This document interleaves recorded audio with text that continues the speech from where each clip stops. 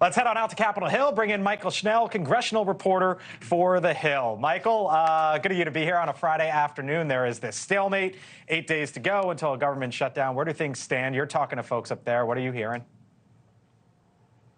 Yeah, look, Blake, right now where we are, the odds of a potential shutdown at the end of next week are more likely than not. And it's because right now, as you mentioned, we have this stalemate in the House where the Republican conference has been unable to come to some sort of consensus on how to avert a shutdown by the end of the month. Over in the Senate, Majority Leader Chuck Schumer has taken a first step towards moving legislation to potentially avert a shutdown at the end of the month.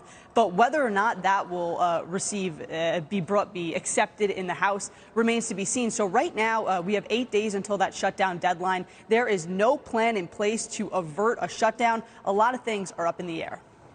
Mychael, I can't help but notice where you're standing right now. It is literally dark behind you.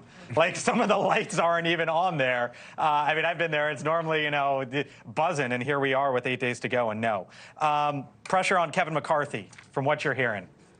What's it stand out right now? Yeah, I mean, an immense amount of pressure right now. And McCarthy's in a tough spot because he has said time and time again, including this morning, that he does not want to see the government shut down. He has said that no one wins in a shutdown, particularly Republicans, when it comes to the messaging. But his way out of the box and his way of averting this shutdown really it's tough to see right now because those hardline conservatives have said that they will not support a stopgap bill to keep the government open under any circumstances. And they have said that if you work with Democrats to potentially keep the government open at the end of the month, they've heightened their threats to potentially try and confiscate his gavel by bringing a motion to vacate the chair, essentially forcing a vote on whether or not he should remain in the speakership. As you mentioned, it's pretty quiet in this building today. McCarthy sent members home yesterday after they were unable to advance any of their spending bills.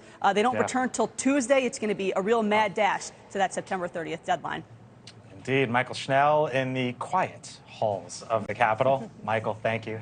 Thanks for watching. Go to newsnationnow.com to find NewsNation on your television provider. And don't forget to subscribe. Click the red button to get more of NewsNation's fact-driven, unbiased coverage.